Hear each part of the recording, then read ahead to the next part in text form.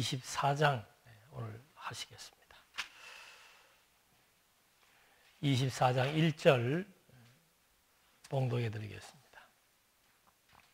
아브라함이 나이가 많아 늙었고 여호와께서 그에게 범사의 복을 주셨더라. 우리는 이 성경이 어떤 그 상황이나 사건이나 또 하나님의 어떤 그 교훈의 내용이 이렇게 바뀔 때마다 하나님은 항상 이렇게 어떤 새로운 어떤 화두를 던져 주십니다. 오늘도 지금 24장의 내용은 이삭이 결혼하는 내용입니다. 이삭이 결혼하는 내용이 뭐 페이지로 치면은 또 분량이 많습니다. 막상 결혼하는 것 자체는 뭐 짤막하게 몇 절로 끝나는데 이 결혼이 성사되기까지의 과정 내용들이 아주 분량이 많습니다. 이렇게 이삭의 결혼을 이제 준비하고 성사해 나가는 과정에서 24장의 1절의 말씀은 굉장히 중요한 의미가 있습니다. 뭐라고 그랬습니까? 이삭의 결혼을 하나님께서 이렇게 준비해 나가시는 이유가 아브라함이 나이가 많아서 늙었다 그랬습니다. 이 말은 이제 최초의 언약의 수립자였던 그 대상이었던 아브라함의 세대가 이제 끝이 나고 아브라함 다음 세대, 즉 그 씨를 번성시킬 다음 세대를 하나님이 준비하시는데 어떻게 준비하실 것에 대해서 미리 예측을 여기에서 밝혀주고 있습니다. 아브라함이 나이가 많아 늙었는데 여호와께서 그에게 어떻게 했다 그럽니까?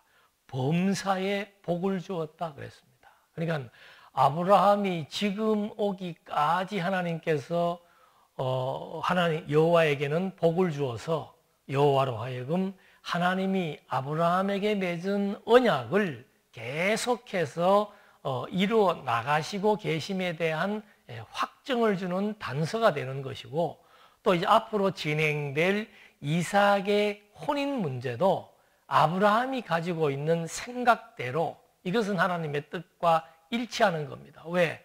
하나님이 아브라함에게 복을 주었고 그 복을 받은 아브라함은 정말 범사에 하나님 중심으로 판단하고 생각하는 경향성을 가지고 있는데 이 아브라함이 지금 이제 이삭을 결혼시키려고 하는 그런 시점에 다다른 겁니다. 그래서 우리는 뭐 간단하게만 보면은 이삭의 결혼이 이제 오늘 24장에 나옵니다.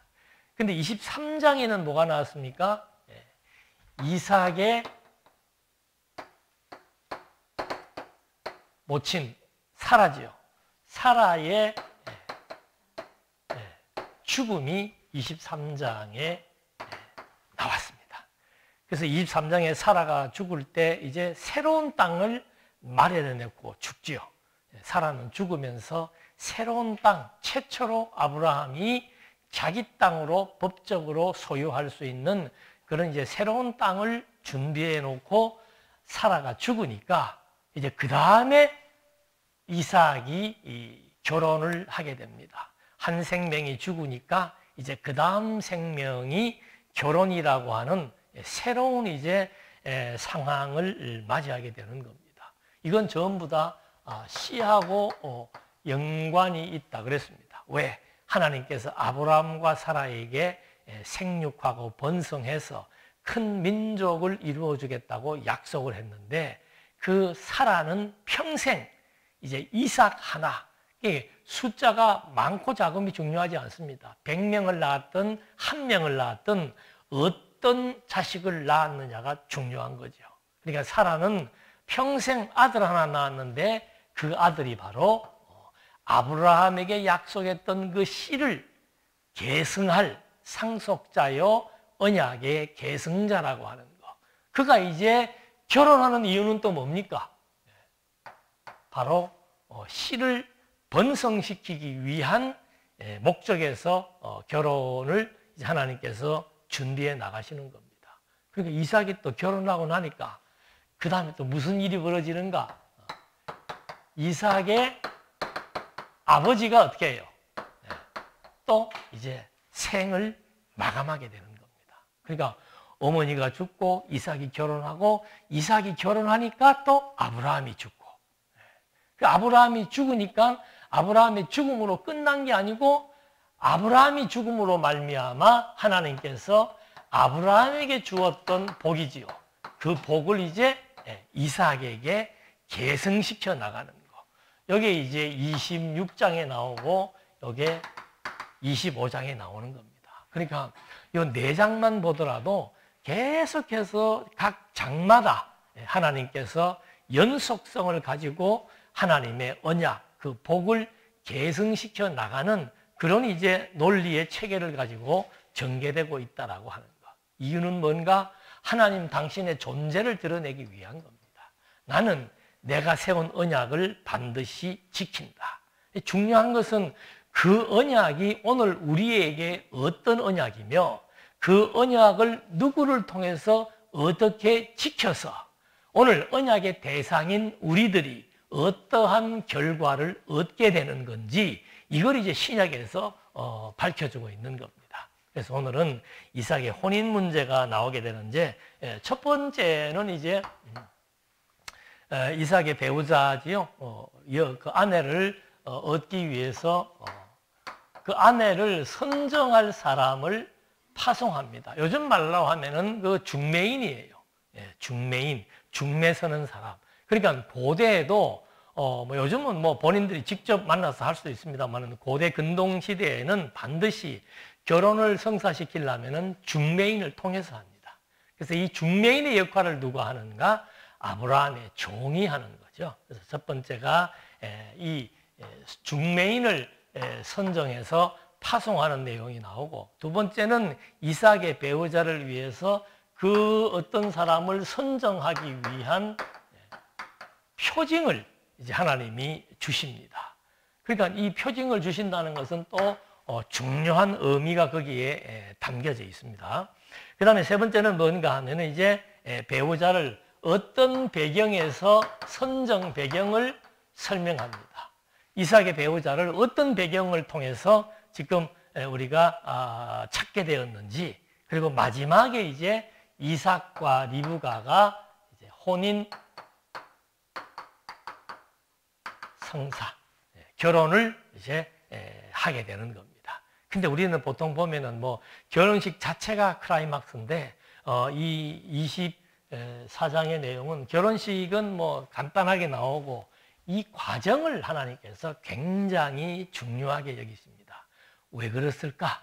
그걸 이제 우리는 본문을 확인해 보면서 찾으면 됩니다. 하나님께서 왜 그렇게 결혼의 과정을 그렇게 중요하게 여기실까?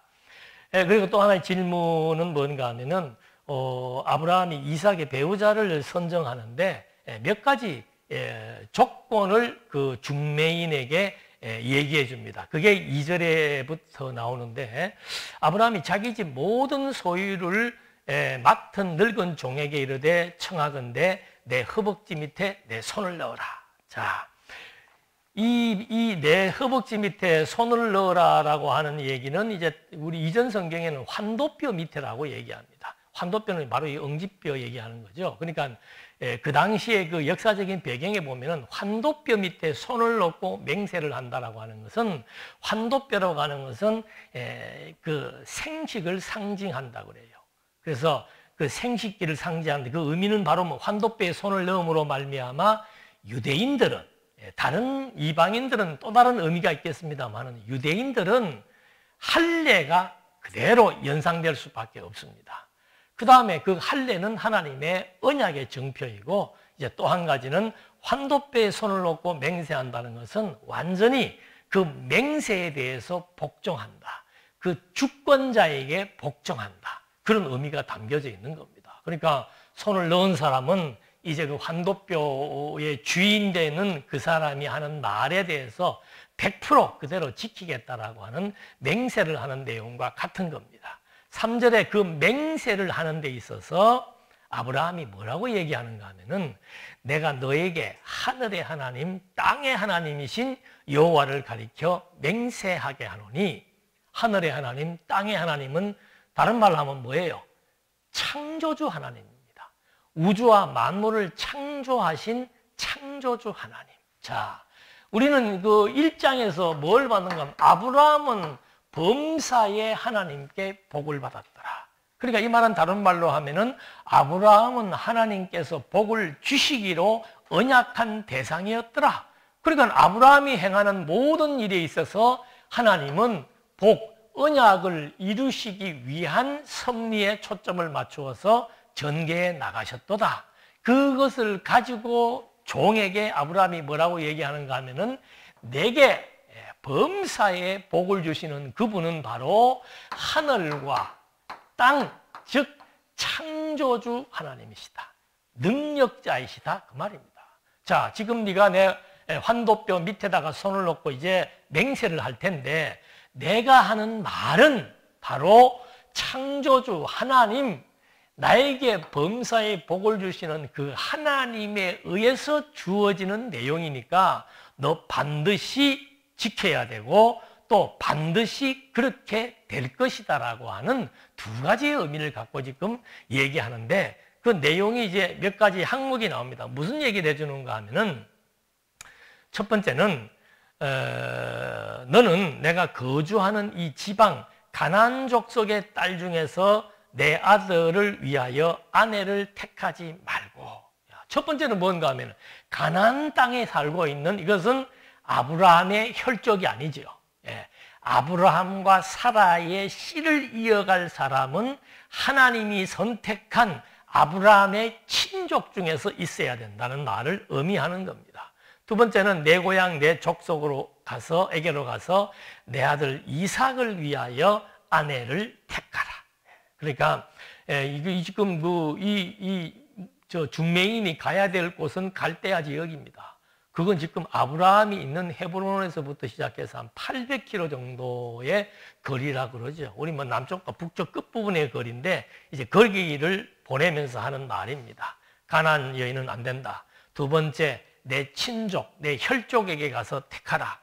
그리고는 5절에 종이 이르되 여자가 나를 따라 이 땅으로 오려고 하지 아니하거든 내가 주인의 아들을 주인이 나오신 땅으로 인도하여 돌아가리까? 라고 묻습니다. 아브라함이 그에게 이르되 내 아들을 그리로 데리고 돌아가지 아니하도록 하라. 이 세 가지입니다. 가나안 땅 혈족은 안 된다. 두 번째, 반드시 내 고향에 있는 내 친족 가운데서 해야 된다. 세 번째, 만약에 여자가 오지 아니려고 한다면은 이 신랑을 데리고 그쪽까지 가서 한번 선을 보일까요? 라고 물으니까 그거 절대로 안 된다. 이 말이 지금 두 번이나 나옵니다. 내 아들 이삭은 가나안을 떠나서는 안 된다.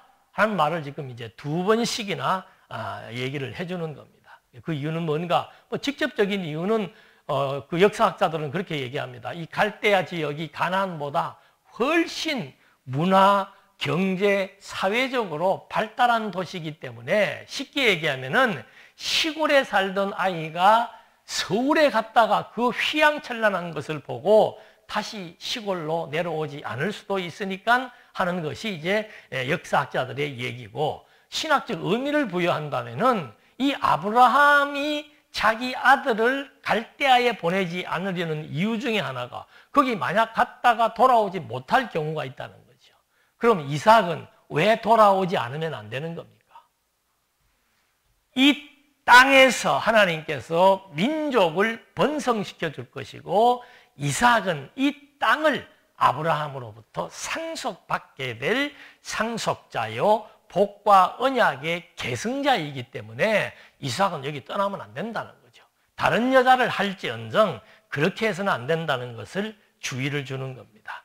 그러니까 7절 말씀에 하늘의 하나님 여호와께서 나를 내 아버지의 집과 내 고향 땅에서 떠나게 하시고 내게 말씀하시며 내게 맹세하여 이르시기를 이 땅을 내 씨에게 주리라 하셨으니 그가 그 사자를 너보다 앞서 보내실지라 내가 거기서 내 아들을 위하여 아내를 택할지니라. 만일 여자가 너를 따라오려고 하지 아니하면 나의 이 맹세가 너와 상관이 없나니 오직 내 아들을 데리고 그리로 가지 말지니라. 그 종이 이에 그의 주인 아브라함의 허벅지 아래에 손을 놓고 이 일에 대하여 그에게 맹세하였더라. 그러니까 이 중매인은 아브라함의 말을 철저하게 지킬 수밖에 없습니다. 왜? 표면적으로는 아브라함의 말이지만 아브라함이 지금 벌써 그 맹세하기 전에 뭐라 그랬습니까? 하늘과 땅의 주인이신 창조주 하나님, 언약의 하나님이 나로 하여금 너에게 이제 맹세를 시켜서 너로 하여금 내 혈족에게 가서 이삭의 아내를 데려와야 될 것인데, 이제 그런 그 중매인은 걱정을 하니까 7절 말씀이 그 말입니다. 그가 사자를 너보다 앞서 보낼 것이다. 걱정하지 마라. 뭐 내 아들을 데리고 거기로 갈 걱정도 할 것도 없고, 아이고 여자를 못 만나면 어떡합니까? 걱정할 일도 없고, 이 당시에 800km 거리를 가다 보면 중간에 뭐 강도도 만날 수도 있고 여러 가지 많은 위험이 있을 수 있습니다. 그러니까 아브라함은 중매인이라고 하는 말이 사자를 미리 앞서 보내실 것에 대한 확신을 갖고 있죠. 왜? 그렇지 않다면은 이삭에게 이 가나안 땅을 물려줘야 되고 이삭을 통해서 큰 민족이 이루어져야 되는데 하나님이 그 약속을 헛되이 여기겠느냐? 그런 맥락 속에서 이제 종에게 얘기를 한 것입니다. 그러면서 이제 10절의 말씀부터는 어떤 그 종에게 미리 앞서가서 섭리하신다는 말을 이제 믿게 된 그 중매인이 10절, 이에 종이 그 주인의 낙타 중 10匹를 끌고 떠났는데 곧 그의 주인의 모든 것을 가지고 떠나 메소포타미아로 가서 나홀의 성에 이르러 그 낙타를 성 밖 운물 곁에 꿀렸으니 저녁때라. 여인들이 물을 기르러 나올 때였더라. 그러니까 이미 여기를 떠날 때 종은 만나게 될 것에 대한 확신을 가지고 예물의 성격을 갖고 있는 낙타도 막 10필씩이나 가지고 가고, 그렇게 해서 이제 떠나서 마침 도착한 것이 나홀. 나홀은 누굽니까? 바로 아브라함의 그 형제지요. 그래서 그 형제 나홀의 성에 이제 도착을 했는데, 그 나홀의 성에 보면은 나홀의 족보가 우리가 여하번에 한번 했지요. 그 나홀의 족보를 보면 나홀은 밀가와 결혼을 했고, 그래서 부두엘을 낳았고, 그 부두엘이 누구를 낳은 겁니까? 리브가를 낳았다. 그리고 리브가와 라반을 낳은 거예요. 딸은 리브가고 아들은 라반입니다. 이제 라반은 야곱 시대에 또 등장을 하게 되죠. 그래서 그 나홀의 성에 도착을 해서 마침 운물 곁에 서 있었다 그랬습니다. 여기 이제 그 구약 시대나 뭐 예수님 당시나 운물은 굉장히 중요한 역할을 하는 곳입니다. 우리도 그렇죠. 수도가 안 들어올 때는 여기 뭘 파야 됩니까? 지하수를 파야 됩니다. 지하수 곡괭이로 팔 수 없습니다. 장비를 동원해 갖고 최하 40m 아니면 100m 깊이를 파야 먹을 수 있는 물이 나옵니다. 당시도 마찬가지입니다. 운물을 판다라고 하는 것은 이건 쉬운 일도 아니고, 또 운물을 파야만 거기에서 물이 나와서 생존할 수가 있습니다. 이 나라들은 뭐 이 겨울에만 비가 오는 곳이기 때문에 이 물을 미리 저장하거나 물을 확보하지 못하면 큰 문제가 생길 수밖에 없는 곳입니다. 그래서 물이 귀한 곳이고 물이 아주 중요한 가치가 있는 거기에 이제 운물에 갔는데, 여인이 이제 물을 길러 올 때였다. 저녁 시간, 낮에는 더워서 이제 못 움직이니까 저녁에 물을 이제 길러 올 때가 되었는데 12절, 그가 이르되 우리 주인 아브라함의 하나님 여호와여 원하건대 오늘 나에게 순조롭게 만나게 하사 내 주인 아브라함에게 은혜를 베푸시옵소서. 성중 사람의 딸들이 물 길러 나오겠사오니 내가 운물 곁에 서 있다가 한 소녀에게 이르기를 청컨대 너는 물동이를 기울여 나로 마시게 하라 하리니 그의 대답이 마시라. 내가 당신의 낙타에게도 마시게 하리라 하면 그는 주께서 주의 종 이삭을 위하여 정하신 자라. 이로 말미암아 주께서 내 주인에게 은혜 베푸심을 내가 알겠나이다. 그러니까 이 중매인 아브라함의 종도 벌써 아브라함에 의한 신앙들을 확인을 많이 해봤고 경험자였기 때문에 벌써 이런 분이 너로 말미암아 이제 이 큰 중요한 심부름을 하러 보낸다라고 하는 것을 듣고 이 종도 이제 확신을 가졌죠. 더더군다나 하나님께서 미리 앞서가서 다 준비해 놓으셨다.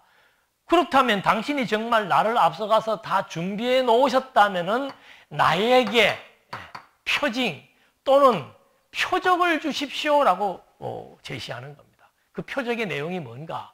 이거는 표적이라고 하는 것은 물론 능력을 행하는 것도 있지만은 하나님께서 미리 약속한 것도 되고 또 때로는 이거는 일반적인 상식을 초월하는 그런 일도 될 수 있는 겁니다.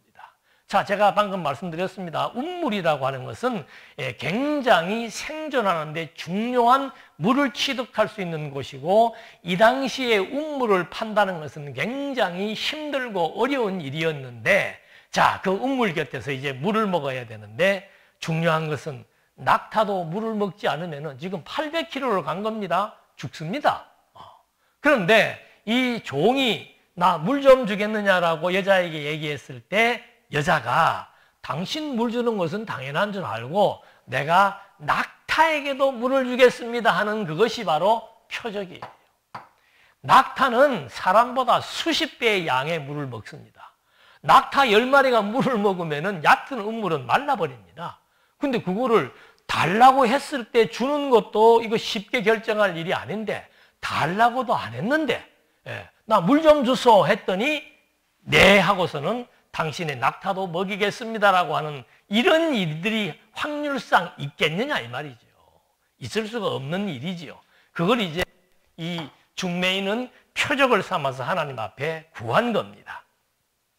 그걸 통해서 내가 내 종 이삭을 위해서 이제 여기에 오게 되고 그 이삭의 신부를 구하게 될 것에 대해서 내가 믿겠습니다라고 얘기를 하는 겁니다. 그런데 15절에 그 말을 마치기도 전에 리브가가 물동이를 어깨에 매겨 나오니 그는 아브라함의 동생 나홀의 아내 밀가의 아들 부드엘의 소생이라. 이걸 왜 이렇게 자세하게 말하는 겁니까?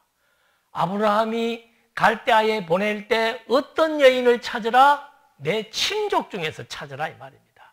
그래서 나홀의 성, 그 나홀은 누구인가? 아브라함의 친동생이라 이 말입니다. 그러니까 그 아브라함의 아버지는 데라였죠. 그 아브라함의 아버지가 데라인데 데라가 세 아들을 낳았습니다. 아브라함과 나홀과 그리고 하란을 낳은 거예요. 그 하란은 롯을 낳았습니다. 그래서 그 아브라함의 조카 롯이라고 얘기했던 거고 그 다음에 이 나홀은 밀가와 결혼해서 부드엘을 낳았는데 부드엘이 리브가와 라반을 낳았다는 겁니다. 아브라함은 누구를 낳고 한 명 이삭 낳고 이스마엘은 이제 다른 지역으로 쫓아보냈습니다. 자, 이런 배경 속에서 이제 소녀가 나타났는데 그에 대한 신분을 여기에서 밝혀주고 있습니다. 밝히는 이유가 이미 아브라함이 보낼 때 어떤 여자를 얻으라고 했기 때문에 신분을 밝히고 16절 그 소녀는 보기에 심히 아릿받고 지금까지 남자가 가까이 하지 아니한 처녀더라. 그가 운물로 내려가서 물을 그 물동이에 채워가지고 올라오는지라 종이 마주 달려가서 이르되 청하건대 내 물동이의 물을 내게 조금 마시게 하라. 그가 이르되 내 주여 마시소서 하며 급히 그 물동이를 손에 내려 마시게 하고 마시게 하기를 다하고 이르되 당신의 낙타를 위하여도 물을 길어 그것들도 배불리 마시게 하리이다 하고 급히 물동이에 물을 구유에 붓고 다시 기르려고 운물로 달려가서 모든 낙타를 위하여 깁는지라. 그 운물 여러분들 저는 운물 세대입니다. 그래서 집에도 운물이 있어서 뜨레박을 막 내려서 물을 퍼올렸는데 그 물 깃는 거 깊은 우물은 쉽지 않습니다. 근데 여자가 그걸 계속 걸어서 그 낙타들 물 구유에다가 놓고 물을 먹이는 그런 일을 했다는 거죠. 대부분의 많은 주석가들은 이 대목을 보고 리브가는 정말 겸손하고 이렇게 리브가에 대한 인성에 대한 칭찬도 많이 하는데 물론 좋아요. 근데 이 포인트는 그게 아닙니다. 리브가가 왜 그랬는가? 그게 표적이에요. 이 표적이라고 하는 말은 무슨 성격을 또 담고 있는가 하면은 하나님이 이미 리브가를 뭐 했다? 지명했다는 거예요. 선택하고 지명했다는 거예요. 하나님이 약속한 아브라함과 사라, 그 다음에 그 이삭의 아내를 통해서 씨가 번성돼야 되는데 그 아내를 누가 선택한 거냐 이 말이에요. 하나님이 선택하고 지명했다라고 하는 것에 대한 확정적인 단서가 되는 겁니다. 그러니까 보통 있을 수 없는 일이 지금 여기서 발생을 한 겁니다. 그래서 이삭의 배우자를 선정하는 것이 표적이라고 말했는데 그 표적의 의미는 뭔가? 그 표적대로 상식 밖의 일이 발생한 것을 보고 이 리브가야말로 진짜로 아브라함에게 맹세한 대로 하나님께서 표적을 통해서 이삭의 아내가 되도록 하나님이 섭리하신 것이 맞구나. 24절 한번 볼까요? 그 여자가 그에게 이르되 나는 밀가가 나홀에게서 낳은 아들 부드엘의 딸이니이다. 이 종도 그 신분을 확인했지만 이 리브가가 또 자기의 신분을 또 밝혀주는 겁니다. 여기에서 신분은 굉장히 중요한 신분입니다. 아무나 신부가 될 수 없는 겁니다. 당신은 누구시오 했을 때 나는 밀가가 낳은 부두엘의 딸 리브가입니다. 그래서 그것이 바로 이 표적대로 내가 그 일을 시행함으로 말미암아 나는 하나님이 선택하고 지명한 이삭의 아내입니다. 그 말과 똑같은 거예요. 여러분, 우리는 교회를 신부라 그러잖아요. 그리스도를 신랑이라고 그러고. 그러니까 이 시대에는 신랑이 신부를 선택합니다. 왜? 신부를 신랑집에 데리고 와서 살아야 되기 때문에 신부가 신랑을 선택하는 게 아니고 고대 근동의 관습도 신랑이 신부를 선택하게 돼 있는데 지금 이 과정 속에서는 완전히 표적이라고 하는 걸 통해서 하나님이 이삭의 아내 리브가를 선택하고 지명했다는 겁니다. 오늘 우리도 똑같아요. 우리가 그리스도를 선택한 게 아닙니다. 우리가 신랑 대신 그리스도를 선택한 게 아니고 창세 전부터 신랑 대신 그리스도가 우리를 선택하고 지명해 놓아서 당신의 신부된 교회로 단장시켜서 영원한 하나님 나라에서 영원한 신부로서 살아가도록 섭리해 나가실 것에 대한 예표로서의 모형과 그림자가 분명하다는 거죠. 그래서 이삭 결혼의 의미는 바로 어디에 있는가라고 하는 제목을 달았고 그 제목에 대한 질문도 우리가 가지고 있어야 되는 거죠. 왜 하나님께서 리브가를 굳이 혈족에게서 구하게 했는가? 그리고 왜 하나님께서 그 중매인을 통해서 표적을 구하게 했는가? 그런데 진짜 혈족과 표적대로 리브가가 선택받고 지명받음으로 말미암아 이삭의 혼인은 하나님의 선택의 결과로 말미암아 하나님이 정하셨고 왜 정하셨는가? 하나님의 언약과 복의 상속자이기 때문에 그 큰 민족을 이루어 나가게 하기 위한 씨의 역할을 하기 위해서 하나님이 그렇게 섭리하셨다고 성경은 말하고 있는 겁니다. 그래서 이 표적에 대한 중요한 의미를 지금 우리는 한번 확인해 본 겁니다. 그러면서 이제 28절에 가서는 이제 소녀가 집으로 막 달려가 가지고 내가 이런 일이 있었다고 알리는 내용이 28절로부터 49절까지 나오는데 이제 이렇게 선정하게 된 중매인이 리브가를 선정하게 된 경위와 배경을 이제 설명하는 내용이 49절까지 나오는데 이걸 뭐 시간 관계상 다 읽어드릴 수는 없고 우리가 다 아는 얘기입니다. 가서 이제 종도 라반의 집에 딱 오빠니까 라반의 집에 딱 가니까 이제 라반이 막 음식을 차려놓고 맞이한 거예요. 왜? 이 리브가가 와서 먼저 얘기를 했기 때문에 그렇게 해서 이제 진술을 하는데 35절에 보면은 이제 그 34절에 자기 신분을 밝힙니다. 나는 아브라함의 종입니다. 아브라함에 대해서 알지요? 같은 다 친척들인데 근데 아브라함이 벌써 그 아버지하고 가다가 아버지는 어느 일정 장소에서 돌아가시고 아브라함과 롯만 가나안으로 갔다는 소식을 들었는데 그 다음의 내용을 잘 모를 거 아니에요. 그래서 그 다음의 내용을 밝혀주는 겁니다. 35절 여호와께서 나의 주인에게 크게 복을 주시어 창성하게 하시되 소와 양과 은금과 종들과 낙타와 나귀를 그에게 주셨고 나의 주인의 아내 사라가 노년에 나의 주인에게 아들을 낳음에 주인이 그의 모든 소유를 그 아들에게 주었나이다. 나의 주인이 나에게 맹세하여 이르되 너는 내 아들을 위하여 내가 사는 땅 가나안 족속의 딸들 중에서 아내를 택하지 말고 내 아버지의 집 내 족속에게로 가서 내 아들을 위하여 아내를 택하라 하시기로 이 말입니다. 그러니까 다 밝히는 거죠. 제일 먼저 염려되는 게 뭡니까? 아브라함은 어떻게 살아? 근데 딸을 줘야 되는데 그러니까 미리 알고 다 얘기하죠. 아브라함은요 하나님한테 복을 받아가지고 양과 소와 금과 은이 많은 엄청난 거부가 되어 있습니다. 그리고 그 아브라함의 아내 사라가 돌아가셨는데 그때 이미 이 이삭에게 모든 많은 재물들과 유산들을 또 상속해 주었습니다. 그리고 이 아들은 어떤 아들인 줄 압니까? 25년 만에 낳은 그런 아들, 귀한 외아들입니다. 이가 바로 하나님으로부터 복의 상속자고 언약의 계승자입니다. 신부를 가지고 있는 부모들 입장에서는 걱정할 게 하나도 없죠.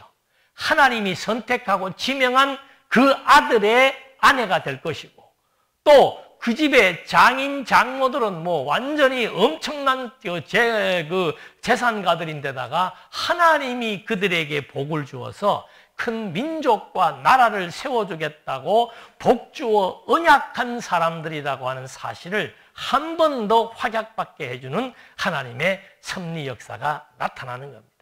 그러면서 37절에 나의 주인이 나에게 맹세하여 이르되 너는 내 아들을 위하여 내가 사는 땅 가나안 족속의 딸들 중에서 아내를 택하지 말고 내 아버지의 집 내 족속에게로 가서 내 아들을 위하여 아내를 택하라 하시기로 하는 겁니다. 읽어드렸죠. 40절 주인이 내게 이르되 내가 섬기는 여호와께서 그의 사자를 너와 함께 보내어 내게 평탄한 길을 주시리니 너는 내 족속 중 내 아버지의 집에서 내 아들을 위하여 아내를 택할 것이라 하였습니다. 그 증거가 뭡니까? 바로 운물에 물을 길러 온 여자가 낙타에게도 스스로 먼저 청해서 물을 주는 표적을 하나님께서 보여주시겠다고 했고 그 표적을 그대로 시행했음으로 말미암아 이 리브가는 진짜로 하나님이 선택하고 지명한 이삭의 아내가 분명합니다 라고 고백을 합니다. 경위를 다 밝히는 겁니다.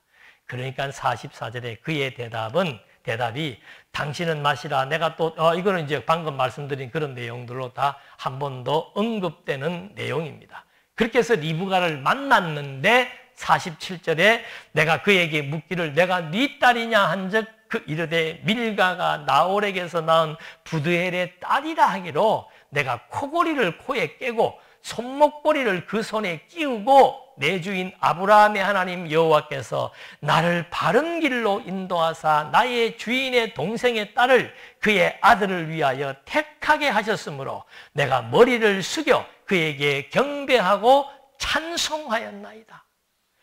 이에 당신들이 인자함과 진실함으로 내 주인을 대접하려거든 내게 알게 해주시고 그렇지 아니할지라도 내게 알게 해주셔서 내가 우로든지 좌로든지 행하게 하소서. 중매인도 잘 세워야 돼요. 버벅거리는 거 없이 기가 막히게 해야 될 말만 정확하게 하면서 이미 그 표적을 봤을 때 이 중매인이 리브가를 어떻게 한 겁니까? 코에다가 반지를 끼워주고 손목에다가 이 팔찌를 끼워주면서 이미 이제 너는 바로 리브가 너는 내가 찾던 그 여자가 맞다 라고 하는 증표를 주면서 새로운 관계를 확립했다는 것까지 얘기해 주고 있는 겁니다. 자, 50%는 된 겁니다. 그 말하고 똑같은 거예요. 그리고 어떻게 하겠습니까? 리브가의 오빠 라반이요. 그 라반이 또 아버지 대신 나온 거 이 중매인들이 해야 되는 거니까 아버지 대신 라반이 나와서 지금 중매인하고 서로 지금 협상을 하는 거예요. 자, 지금까지 과정을 봐라. 이게 하나님의 하신 일 아니냐. 그래서 나는 당당히 그 리브가에게 코골이도 해주고 팔찌도 해줬다. 나는 이제 확신을 가지고 이렇게 리브가는 이삭의 아내가 될 것이라고 믿고 그렇게 했으니까 당신도 지금 바로 결정해 다오. 그래야 내가 좌로 우로 나도 다시 결정을 해서 나도 내 갈 길을 가야 되지 않겠느냐라고 하면서 협상을 하는 거죠. 이 협상의 달인이에요. 예. 아주 중요한 역할을 하는 이 중매인을 통해서 하나님께서 이제 리브가의 아내를 얻도록 섭리해 나가시는데, 이미 하나님께서는 이제 다 확정된 그런 상황을 하나하나 알려주시면서, 보십시오. 아브라함은 범사에 하나님으로부터 복을 받은 자였다. 또 그 아브라함이 중매인에게 말할 때 하나님은 하늘과 땅의 주인이다. 창조주이시다. 그렇습니까? 하나님이여, 그렇다면 나에게 표적을 주십시오. 내가 만나는 그 여인이 많은데 그 여인들 중에서 어떤 여인을 선택해야 될지 표적을 주십시오. 표적이라고 하는 것은 하나님이 선택하고 지명한 것을 의미한다고 그랬습니다. 지금까지의 경위대로 하나님께서 아브라함과 이 중매인의 관계의 언약의 내용, 맹세의 과정들을 통해서 또 표적을 통해서 확실하게 이삭과 리브가는 하나님이 맺어준 혼인에 대한 성사가 이루어질 것에 대한 확신을 갖고 이제 이 중매인은 그런 행동을 하게 된 것입니다. 그렇게 해서 쭉 설명을 다 하니까 그 엘리에셀이 이제 혼사 타결을 위한 얘기를 이제 50절과 53절에서 또 반복합니다. 50절 한번 볼까요? 라반과 부드엘이 대답하여 이르되 이 일이 여호와께로 말미암았으니 우리는 가부를 말할 수 없노라. 라반과 부드엘, 그러니까 라반은 아들이고 부드엘은 아버지지요. 그 사람들에게 이런 얘기를 쭉 다 들어보니까 자기들도 맞잖아요. 하나님이 하신 일이 맞잖아요. 그러니까 이 일은 여호와께로 말미암았기 때문에 우리는 뭐 이런다 저런다 말할 수가 없다. 리브가가 당신 앞에 있으니 데리고 가서 여호와의 명령대로 그를 당신의 주인의 아들의 아내가 되게 하라. 아브라함의 종이 그들의 말을 듣고 땅에 엎드려 여호와께 절하고 은금 패물과 의복을 꺼내 리브가에게 주고 그의 오라버니와 어머니에게도 보물을 주니라. 이에 그들이 곧 종과 동행자들이 먹고 마시고 유숙하고 아침에 일어나서 그가 이르되 나를 보내어 내 주인에게로 돌아가게 하소서. 그러니까 이제 이 종은 할 일을 다 한 거죠. 폐물까지 이제 다 한 겁니다. 그러니까 이 시대에 이 혼인을 성사시키는 방식은 아까도 말씀드린 대로 신랑이 신부를 선택하는 방식입니다. 그리고 신부를 얻기 위해서는 중매인을 통해서 협상을 한다 그랬습니다. 그래서 여기에서는 그 아브라함의 종이 나섰고 저기에서는 라반이 나서가지고 이 문제의 내용을 들어보니까 이거는 완전히 하나님의 개입이고 하나님의 명령이고 하나님의 선택이었다라고 하는 사실을 이제 알려주면서 혼인이 절정에 이르게 됩니다. 그럴 때 결혼 지참금을 주는 겁니다. 그래서 지금 여기 미리 가져갔던 막 금은 폐물을 리브가의 어머니 아버지에게 다 결혼 지참했던 그 내용들을 이제 신부 측에다가 다 주는 거죠. 그 시대에 주는, 우리나라하고는 또 다릅니다. 그 시대에 주는 것은 뭔가, 신부는 신랑 측에 쉽게 얘기하면 노동력의 증가를 의미하는 겁니다. 신부가 들어와서 자식을 놓으면은 그 시대는 목축과 농경 시대이기 때문에 제일 중요한 노동력이 사람이에요.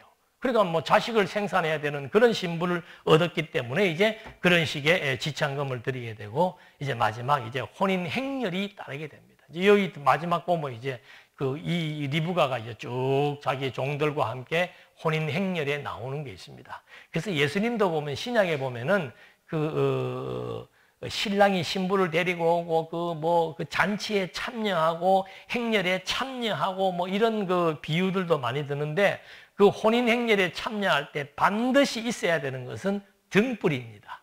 제가 요즘 마태복음을 자료 정리를 하고 있는데 등불을 예비하지 않는 신부는 등불을 예비하지 않은 여자는 신부가 될 수 없다고 복음서에도 그런 비유가 나오는데 그 비유의 원조가 바로 고대 근동시대의 혼인 예식의 과정 속에 있는 내용들입니다. 이렇게 해서 이제 배우자에 대해서 신부 측에서도 허락을 하고 그렇게 해서 이제 그렇다면 이제 다 끝난 거죠. 그러니까 이 중매인은 바로 신부를 데리고 이제 가겠다고 얘기하는 겁니다. 그러니까 뭐 신부 엄마가 펄쩍 뛰면서 아이고 한 열흘 정도만 우리 집에 머물게 해다오라고 청구를 하니까 그 종이 하는 말이 리브가에게 직접 물어보라고 얘기하는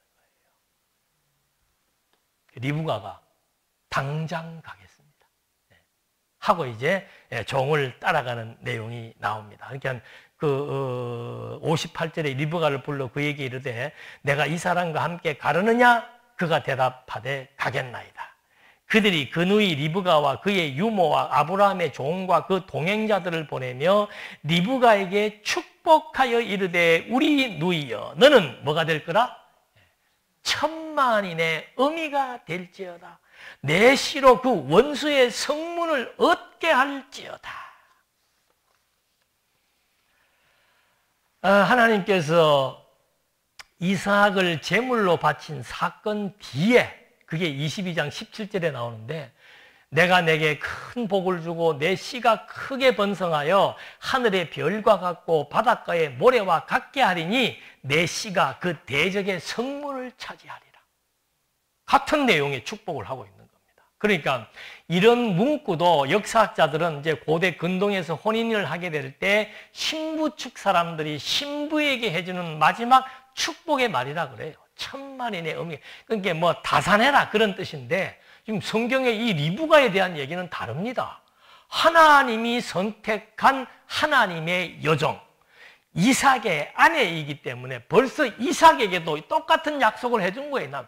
너는 이제 나중에 결혼하게 되면은 아주 네 씨가 크게 번성해가지고 큰 민족이 이루어질 것이고 그 다음에 그 뭐 남의 성문을 다 차지해서 엄청난 권세와 위력을 지니게 될 것이다라고 이미 22장에서 하나님께서 직접 축복해 준 그 내용을 이제 리브가의 아버지 그 다음에 그 오빠가 같은 내용의 축복을 리브가에게 해주는 겁니다. 그래서 리브가가 이제 그 혼인의 행렬을 따라서 중매인을 따라서 누구에게로 다가오는 거예요? 이삭에게로 이제 다가오는데 이삭이 해저물 때 밖에 나가서 이제 이렇게 묵상을 하다가 이 묵상이라고 하는 건 딴 거 없습니다. 그 이삭은 어머니하고 37년 동안 살면서 아주 각별한 관계에 있었습니다. 뭐 생각을 해보십시오. 그 노년에 얻은 아들 하나는 그건 뭐 내 생명과도 바꿀 수 없는 귀한 아들이죠. 그래서 정말로 어머니와 아들이 좋은 관계에 있었는데 그 어머니를 잃고 난 뒤에 3년 동안을 이삭이 슬픔에 잠겨 있었다 그러잖아요. 그래서 그날도 아마 슬픔에 잠겨서 이렇게 눈을 감고 있다가 눈을 뜨니까 먼 행렬이 막 오고 있는데 그게 바로 이제 자기의 아내 리브가의 행렬인 것을 알게 되는 겁니다. 그걸 볼 때 이제 또 리브가도 본 거지요. 그러니까 거기에 이삭이 서 있는 것을 보고 64절에 리브가가 눈을 들어 이삭을 바라보고 낙타에서 내려 종에게 말하되 들에서 배회하다가 우리에게로 마주오는 자가 누구냐? 종이 이르되 이는 내 주인이니이다. 리브가가 너울을 가지고 자기의 얼굴을 가리더라. 종이 그 행한 일을 다 이삭에게 아뢰매 이삭이 리브가를 인도하여 그 어머니 사라의 장막으로 드리고 그를 맞이하여 아내로 삼고 사랑하였으니 이삭이 그 어머니를 장례한 후에 위로를 얻었더라라고 얘기하는 이제 마지막 장면입니다. 이게 혼인하는 것은 뭐 67장 하나밖에 없네요. 한 절밖에. 그 과정이 중요하다 그랬습니다. 왜 중요한 겁니까? 이삭 하나님의 언약의 계승자, 복의 상속자입니다.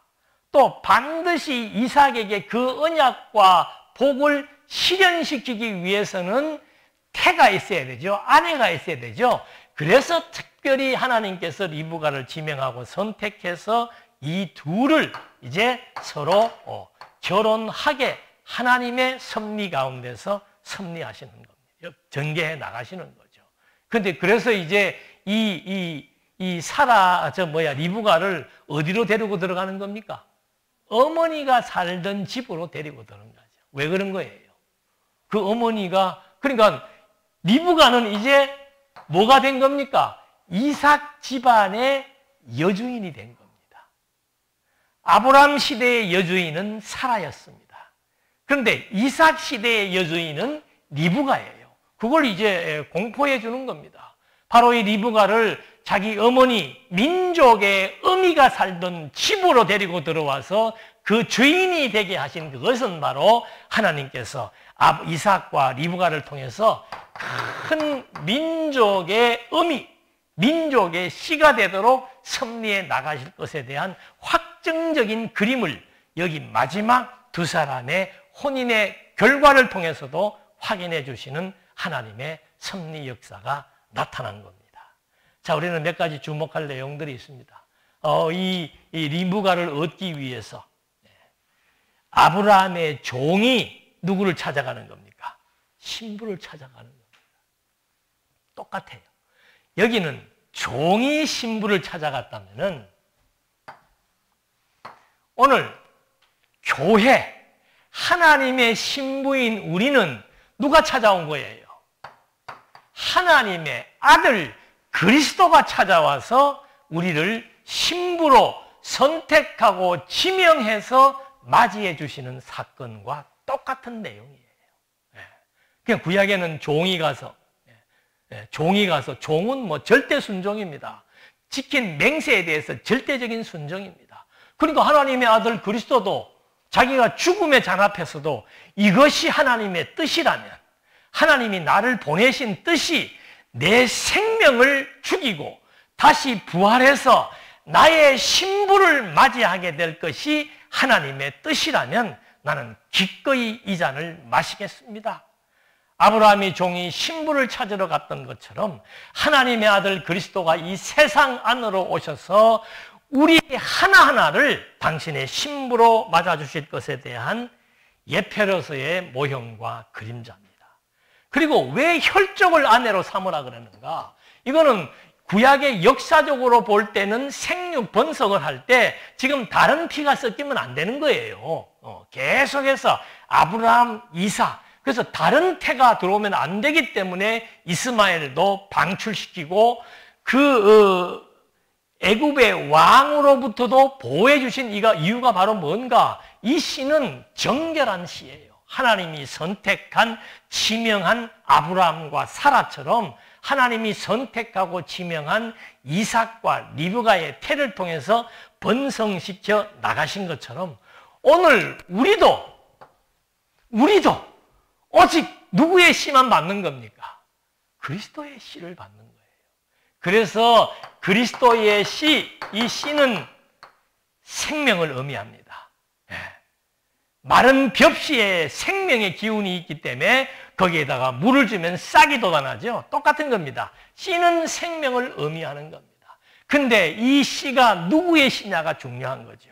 아브라함과 이삭과 야곱의 씨라야 하나님이 선택한 민족이라고 규정해 준 것처럼 오늘 하나님께서 하나님의 아들 그리스도를 통해서 그의 씨, 그의 생명에 의해서 자기 백성을 삼은, 신부를 삼은 그것이 바로 진정한 하나님의 자녀며 하나님의 백성이라고 하는 사실을 확인시켜 주는 거죠. 그래서 우리가 다 똑같이 그 찬송이 있잖아요. 한 피바다 한 몸 이룬 형제자매라고 하는 용어의 의미가 바로 뭔가? 우리는 한 분 그리스도의 씨에 의해서 한 생명을 지니고 있다고 하는 사실. 아브라함과 사라, 이삭과 리브가를 통해서 생육 번성시켜서 큰 민족을 이루겠다고 약속하신 것과 같이 오늘 그리스도를 통해서 우리에게 진정한 새 생명이 주어져서 우리가 그리스도의 신부로서 또 때로는 그리스도의 생명의 기운을 받은 그리스도 하나님의 자녀로서 하나님의 친백성이 되었다는 사실을 알게 되는 거죠. 그리고 결국은 사라가 죽은 지 3년 만에 새 신부 리브가를 얻음으로 말미암아 이삭이 위로를 얻었다 그랬습니다. 똑같아요. 그리스도가 죽은 지 3일 만에 부활하사 오늘 우리에게 새 생명을 주심으로 말미암아 죄와 사망 가운데서 영원한 위로와 안식을 얻게 될 그리스도의 몸된 교회에 대한 예표로서의 모형과 그림자라고 하는 사실. 그래서 이 이삭의 혼인의 과정이 중요한 이유는 바로 어디에 있는가? 하나님이 선택하고 하나님이 지명한 태를 통해서라야만 바로 복과 언약이 계승된다는 사실, 바로 그 하나님의 선택은 그리스도를 통해서 실현되었으므로 우리가 그리스도의 신부로 하나님의 교회로 하나님의 자녀로서 새 생명을 갖고 하나님 나라에서 영원히 위로를 얻고 사는 것처럼, 리브가를 통해서 이삭이 위로를 얻고 사는 것처럼 오늘 우리가 그리스도를 통해서 새 생명을 얻고 영원한 위로와 안식을 누리며 살 것에 대한 하나님의 언약 성취의 내용인 것을 확인해 본 겁니다. 기도하시겠습니다. 은혜와 사랑이 풍성하신 하나님 아버지, 지금으로부터 수천 년 전 고대의 역사가 바로 그리스도를 통해서 실현된 역사라고 하는 사실을 또 한 번 확인해 보면서 정말 하나님의 선택이라고 하는 것에 대한 중요한 것, 하나님의 언약이라고 하는 것에 대한 중요한 가치가 어디에 있는지를 또 한 번 확인해 보며 오늘 우리가 하나님을 선택한 것이 아니고 오늘 우리가 그리스도를 선택한 것이 아니고 하나님과 그리스도가 우리를 선택하고 지명해서 당신의 생명을 담보로 우리를 신부 삼아 주셨고 자녀 삼아 주셨고 영원한 위로가 되게 해주심에 대한 은혜 앞에 다시 한번 감사드리며 예수님의 이름으로 기도드립니다. 아멘.